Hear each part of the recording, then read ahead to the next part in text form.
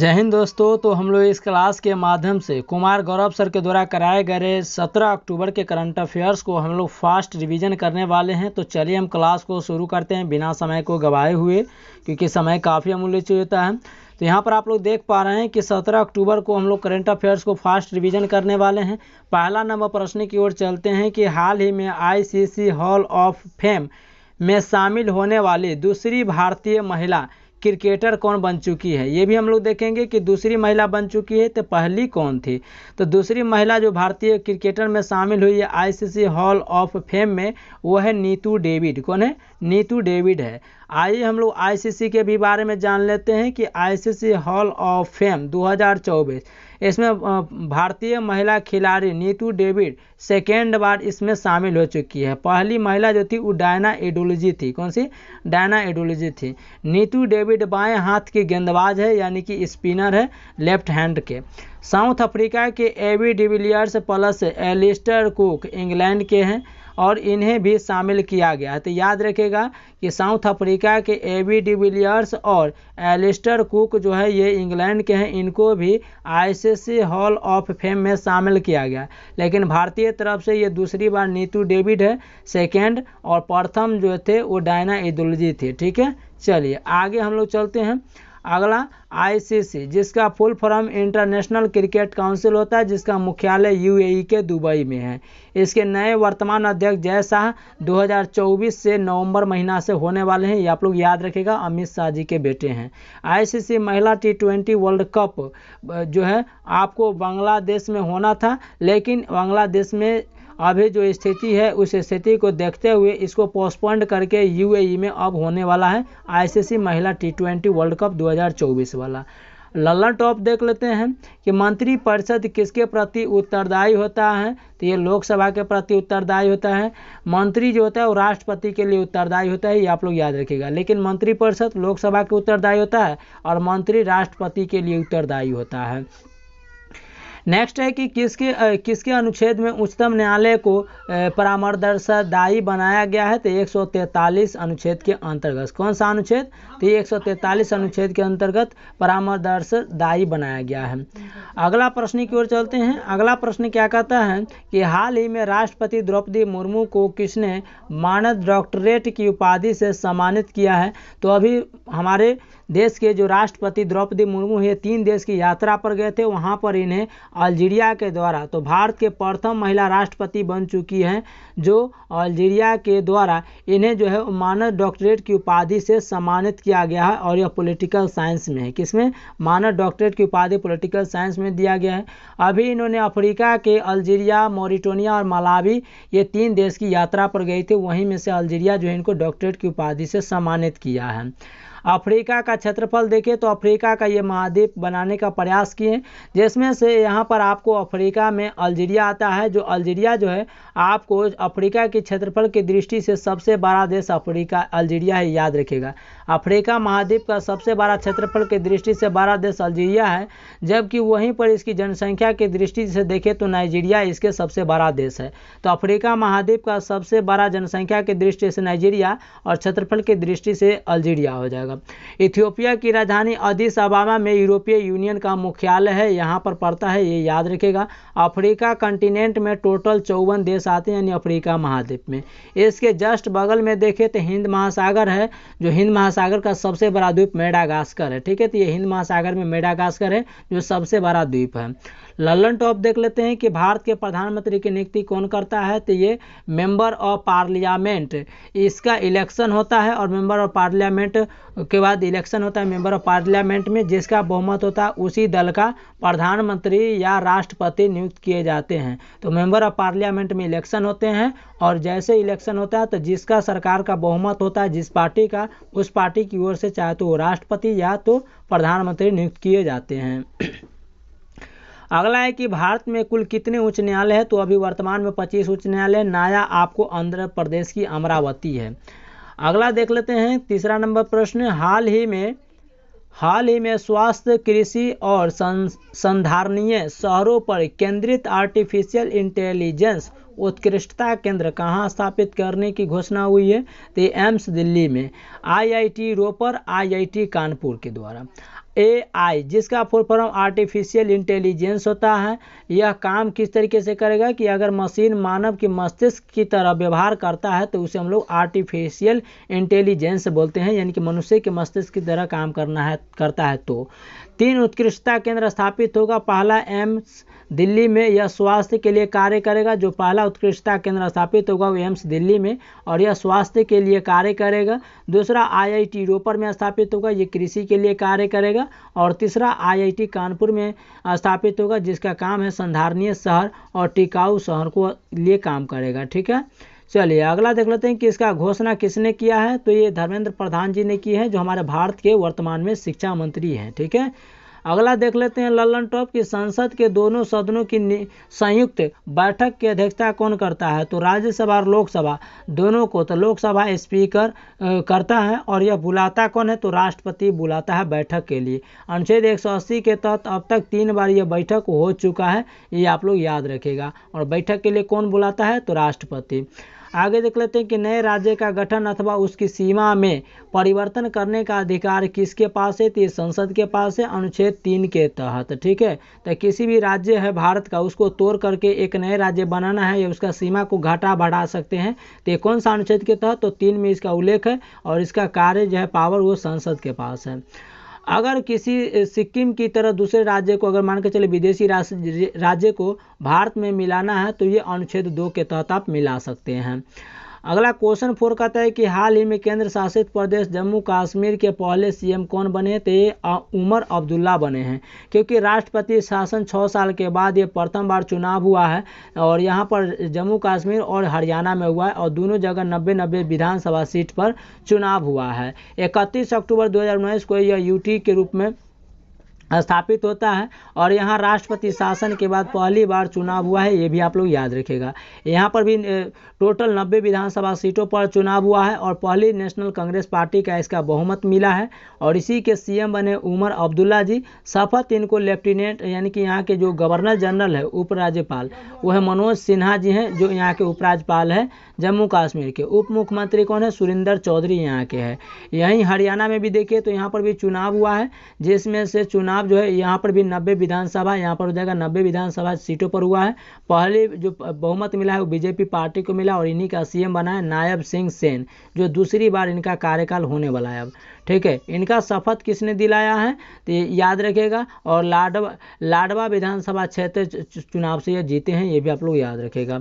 Lallan top देख लेते हैं कि संविधान के किस भाग में संसाधन प्रक्रिया का उल्लेख है, तो भाग 20 में है अनुच्छेद 368 में। और यह किस देश से लिया गया, तो साउथ अफ्रीका से लिया गया। अनुच्छेद 368 भाग 20 में यह जिक्र है कि संविधान के किस भाग में संशोधन प्रक्रिया, तो संविधान के भाग 20 में जिक्र है अनुच्छेद 368 और यह किस देश से लिया है, साउथ अफ्रीका से।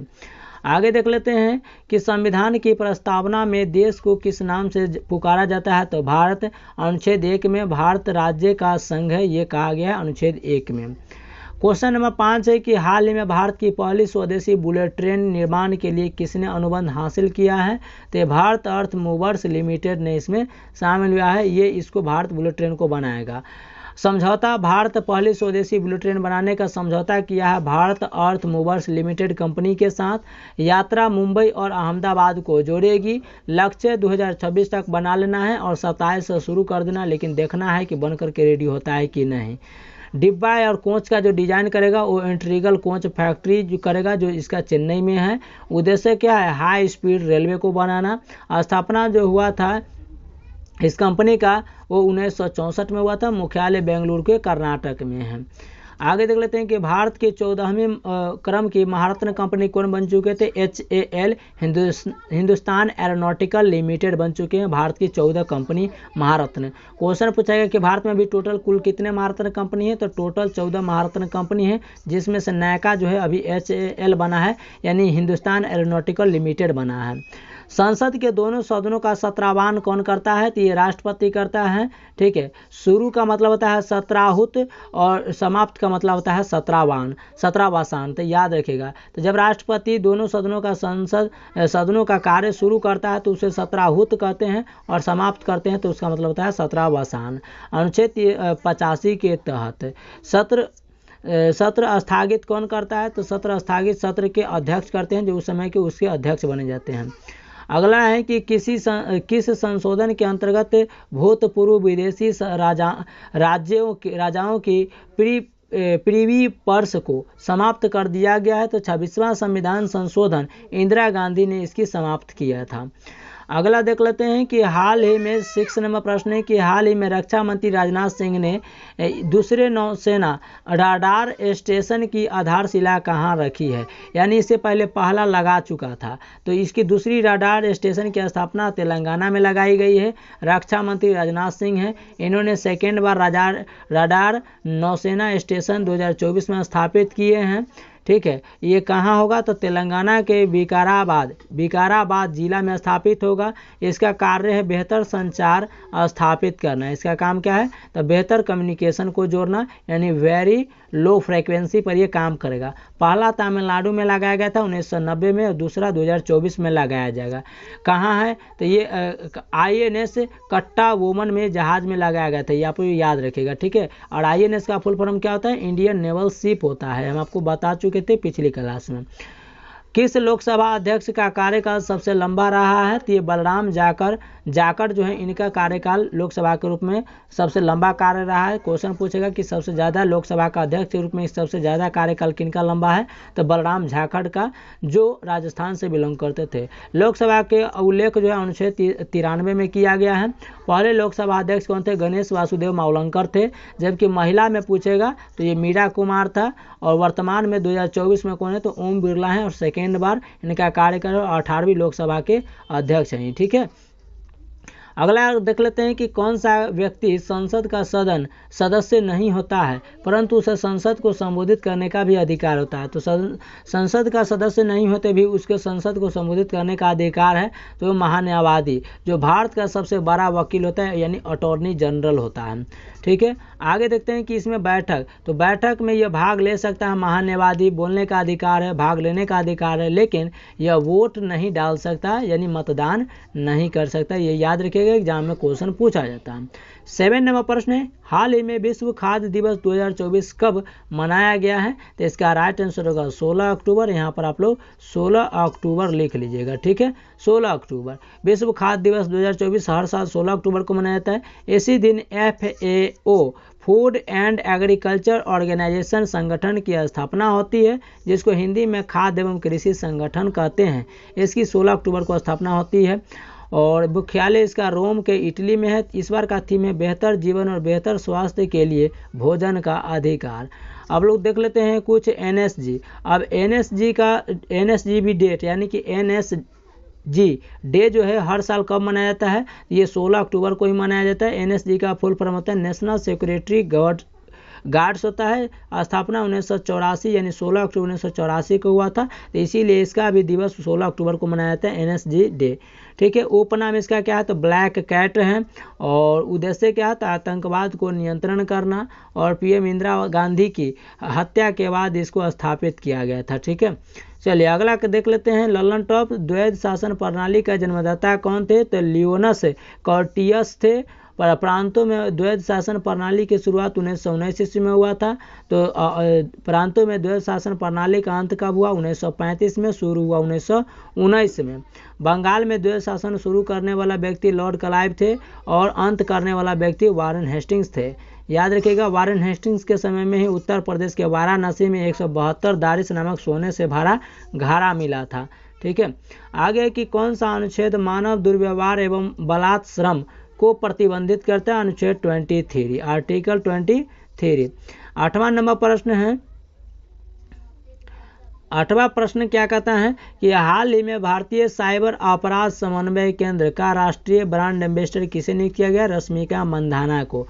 भारतीय साइबर अपराध समन्वय, जिसको कहते हैं I4C। 4C का मतलब 4 गो इसमें C है। तो I का मतलब होगा इंडियन, C से हो जाएगा साइबर, दूसरा C से होगा क्राइम और तीसरा C से होगा कोऑर्डिनेशन और चौथा C से होगा सेंटर। तो I4C, I से इंडियन, C से साइबर, क्राइम कोऑर्डिनेशन सेंटर होगा। इसकी शुरुआत साइबर क्राइम को कसने के लिए किया जाएगा, यानी कि शुरुआत क्या होगा तो साइबर क्राइम को सुरक्षा करने के लिए। ब्रांड एम्बेसडर रश्मिका मंदाना को बनाई गई है। करने वाला कौन है तो ये गृह मंत्रालय के अंदर में होगा। लल्लन टॉप देख लेते हैं। संविधान द्वारा प्रदत्त नागरिकता के संबंध में संसद ने एक व्यापक नागरिकता अधिनियम कब लागू किया? 1955 में। CAA 1919 में 2019 में इसको लागू किया गया। यहाँ पर बांग्लादेश, अफगानिस्तान और पाकिस्तान में जो भी आए लोग यहाँ थे उन सभी को, चाहे वो यहाँ के माइनॉरिटी मिल सकता है, चाहे वो कोई भी धर्म से हो, ठीक है। तो जिसको कहते हैं सिटीजन अमेंडमेंट एक्ट बोलते हैं, ठीक है। चलिए सिटीजन अमेंडमेंट। अगला है लल्लन टॉप की किस अनुच्छेद के अंतर्गत संविधान सर्वोच्च न्यायालय को अभिलेख न्यायालय का स्थान प्रदान करता है? तो 129 न्यायालय अभिलेख में। नेक्स्ट है कि प्रथम पिछड़ा वर्ग आयोग का अध्यक्ष कौन था? तो बाबा कालेकर आयोग थे। और सेकंड का जो था सेकंड पिछड़ा आयोग का वो मंडल कमीशन थे। OBC को 27% आरक्षण मिलेगा, इन्हीं के कमीशन में कहा गया था, ठीक है।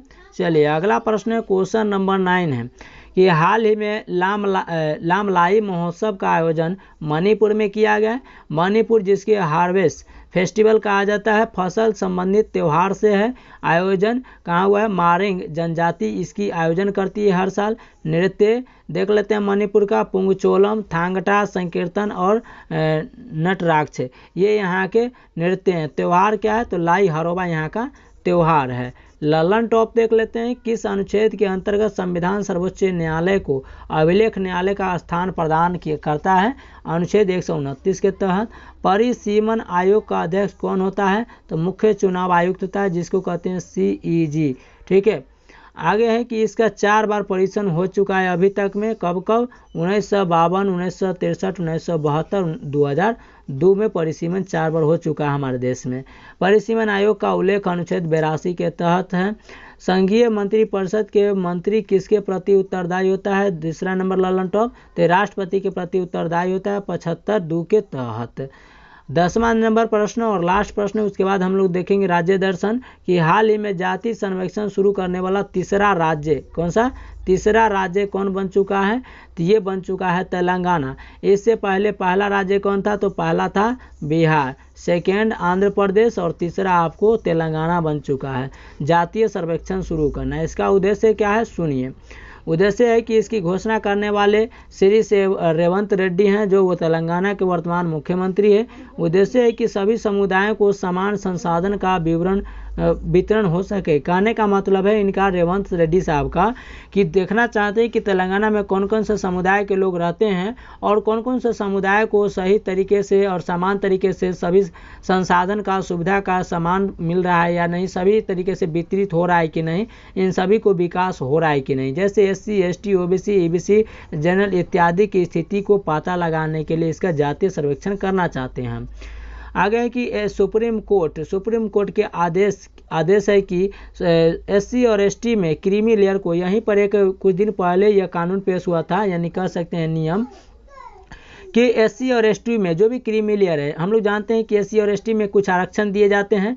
अब इसमें आरक्षण उसी लोगों को मिला जाएगा। तेलंगाना के सरकार ने बोला कि SC और ST में कुछ ऐसे भी लोग हैं जो क्रीमी लेयर में आते हैं। क्रीमी लेयर मतलब उनको आरक्षण मिलना अब नहीं चाहिए, यानी कि वो अच्छी खासी आर्थिक स्थिति में आ चुके हैं, तब उनको आरक्षण नहीं मिलना चाहिए। उनको भी आरक्षण मिल रहा है तो उनको समाप्त किया जाए, उसी को बोला जाता है क्रीमी लेयर। जिनको वो आरक्षण लायक अब नहीं है, यानी कि आरक्षण से वो ऊपर उठ चुके हैं, अच्छा खासा इनकम कर चुके हैं, उसको क्रीमी लेयर्स में रखा जाए, यानी कि इस आरक्षण से हटाया जाए। ऐसा कुछ दिन पहले तेलंगाना ने घोषणा कर चुका था। लल्लन टॉप देख लेते हैं, जिसमें पहला प्रश्न है कि 12वीं अनुसूची में कुल कितने विषय हैं? तो 18 विषय हैं, यह नगरीय निकाय के लिए है। 11वीं अनुसूची में 29 विषय हैं जो पंचायत के लिए हैं। भारत में कुल कितने संविधान संशोधन अधिनियम पारित हो चुके हैं? तो 124 संविधान संशोधन अधिनियम पारित हो चुके हैं। नेक्स्ट है कि राष्ट्रीय ध्वज को कब अपनाया गया था? 22 जुलाई 1947 को राष्ट्रीय ध्वज तिरंगा को अपनाया गया था। तिरंगा का जो लंबाई और चौड़ाई है, तिरंगा का लंबाई और चौड़ाई जो है उसका 3:2 सेंटीमीटर है, याद रखेगा। इसका डिजाइन पिंगली वेंकैया ने किया था। किसने किया था? तो इसकी डिजाइन जो है वो पिंगली वेंकैया ने किया था, याद रखेगा। इसमें कलर जो होता है वो ऐसे तो 3 कलर होता है झंडा का, लेकिन चक्र को लेकर 4 कलर होता है। उसमें जानते हैं ऊपर केसरिया, बीच में उजला होता है और नीचे आपको हरा होता है। ये सभी लोग आप लोग जानते हैं, ठीक है। इस चक्र में 24 टोटल तिल्लियाँ होती है। कितनी होती है? इस चक्र में टोटल आपको 24 तिल्लियाँ होती है और इस 24 तिल्ली का 1 डिग्री 2 तिल्ली के बीच में ये 15 डिग्री का जो 15 डिग्री का कोण होता है, यानी कि 15 डिग्री इसके अंतर होता है, याद रखिएगा, ठीक है। चलिए आइए हम लोग चलते हैं राज्य दर्शन हरियाणा को देखते हैं। तो सीमा इसके पंजाब, हिमाचल प्रदेश, उत्तर प्रदेश और राजस्थान से लगती है, यानी कि टोटल 4 राज्यों से इसकी सीमा लगती है। कितने राज्यों से? पंजाब, हिमाचल प्रदेश, उत्तर प्रदेश और राजस्थान, और एक यूटी है जिसका नाम है दिल्ली। क्या नाम है? दिल्ली। आइए राज्य व्यवस्था देख लेते हैं कि हरियाणा की राजधानी चंडीगढ़ और पंजाब की राजधानी भी कहाँ है? तो ये चंडीगढ़ है, ये आप लोग याद रखिएगा। राज्यपाल बंडारू दत्तात्रेय है, मुख्यमंत्री नायब सिंह सैनी है जो दूसरी बार हैं और ये बीजेपी पार्टी से हैं। लोकसभा सीट हरियाणा में 10, राज्यसभा सीट 5 है, विधानसभा सीट आपको 90 हो जाएगा। जिला यहाँ पर 22 है, निर्माण हुआ था 1966 में, ठीक है, याद रखिएगा। पंजाब और हरियाणा की राजधानी और चंडीगढ़, पंजाब, हरियाणा और चंडीगढ़ का भी निर्माण 1966 में हुआ था, ये भी आप लोग याद रखिएगा। यहाँ का राजकीय पशु काला हिरन है जिसे हम लोग चिकोड़ा कहते हैं। क्या कहते हैं? चिकोड़ा कहते हैं। नेक्स्ट है कि साइना नेहवाल यहाँ के हरियाणा के रहने वाले जो बैडमिंटन ओलंपिक में पहला गोल्ड मेडल जीत करके लाई थी, और विजेंद्र सिंह यहीं पर बॉक्सिंग में पहला कांस्य यानी कि कांस्य पदक जीतने वाले यहाँ ओलंपिक में थे। कल्पना चावला प्रथम भारतीय महिला अंतरिक्ष यात्री थी। महिला में याद रखिएगा, महिला में प्रथम भारतीय महिला अंतरिक्ष में जाने वाली, लेकिन पुरुष में राकेश शर्मा थे और पूरा विश्व में नील आर्मस्ट्रांग अमेरिका के रहने वाले थे, ठीक है। तो चलिए हम लोग इतना कर लिए, मिलते हैं नेक्स्ट क्लास में, तब तक के लिए जय हिंद, जय सदा। क्लास को लाइक और शेयर करते रहिएगा। थैंक यू सभी लोग को।